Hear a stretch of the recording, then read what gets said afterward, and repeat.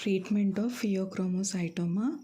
So, complete tumor removal, the ultimate therapeutic goal can be achieved by partial or total adrenalectomy. So, the ultimate therapeutic goal in the treatment of phaeochromocytoma is complete tumor removal. So, either by partial or total adrenalectomy. So, it is important to preserve the normal adrenal cortex in order to prevent Addison's disease, particularly in hereditary disorders in which bilateral phaeochromocytomas are most likely. So, in order to prevent Addison's disease, it is important to preserve the normal adrenal cortex. So, particularly in hereditary disorders in which bilateral phaeochromocytomas are most likely. That is, in hereditary disorders, bilateral phaeochromocytomas are most likely.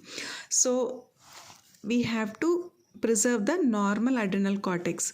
Supposing if we remove the total adrenal cortex, again there is a chance of getting Addison's disease.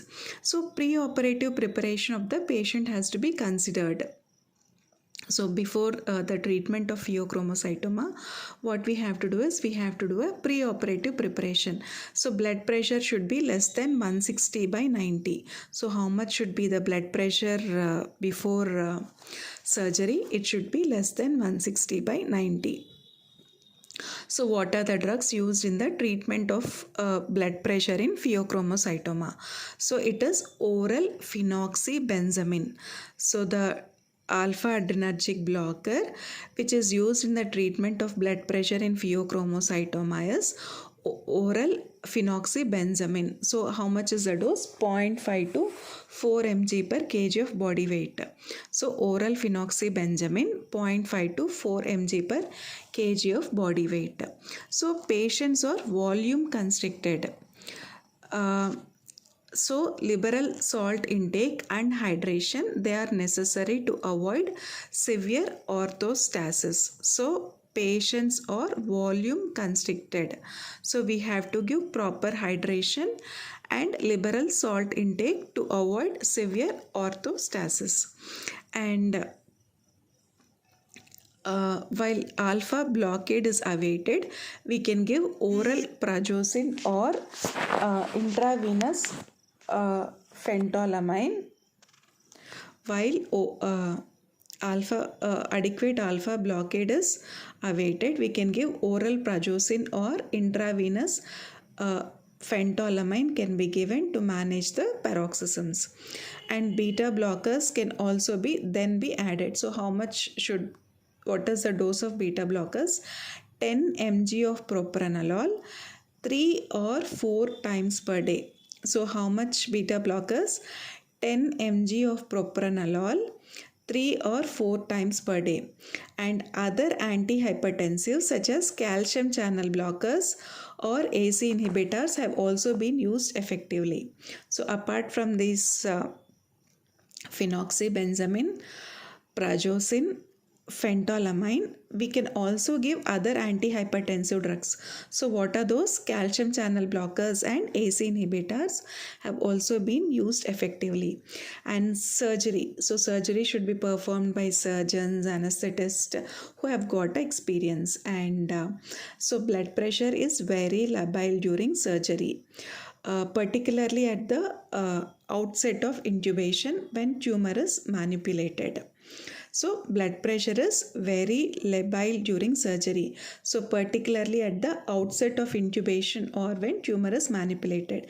So intraoperatively when hypertension occurs, so what is the infusion that we have to give?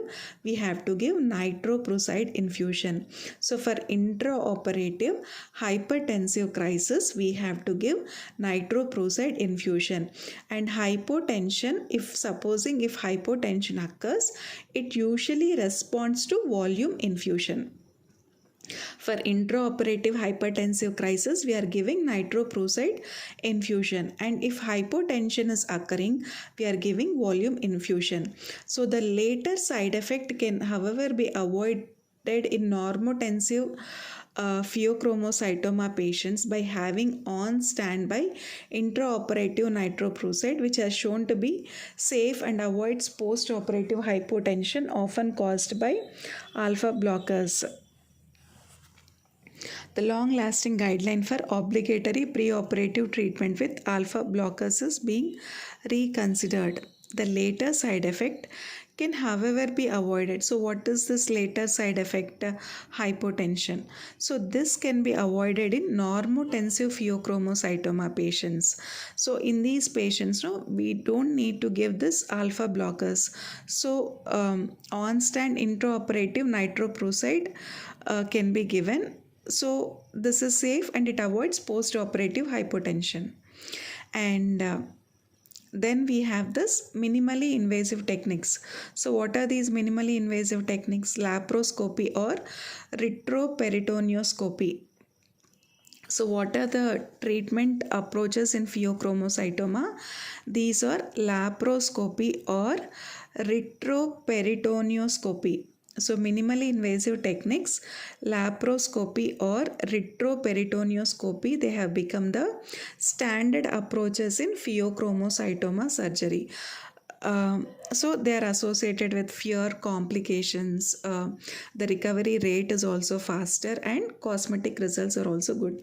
And extra-adrenal, abdominal and most thoracic phaeochromocytoma. Supposing instead of the adrenal phaeochromocytoma, if there is an extra-adrenal, abdominal and thoracic phaeochromocytomas, they can also be removed endoscopically. And post-operatively, once when the tumor is removed, so what we have to do, we have to check that catecholamine normalization should be documented, and ACTH test should be used to exclude cortisol deficiency when bilateral adrenal cortex sparing surgery has been performed. At the same time, after surgery has been done, we also have to check that cortisol deficiency does not occur in that patient. And supposing if we take this head and neck paragangliomas, they are a challenge for surgeons since damage of adjacent tissues, mainly vessels or cranial nerves, is a frequent permanent side effect. So while operating this head and neck paragangliomas, damage might occur to this vessels or cranial nerves, and careful consideration of best management is important. And radiotherapy may be an alternative. Supposing if there are large head and neck paragangliomas, what is the treatment option that we can consider for these patients? If there are large head and neck paragangliomas, we can consider radiotherapy for these patients.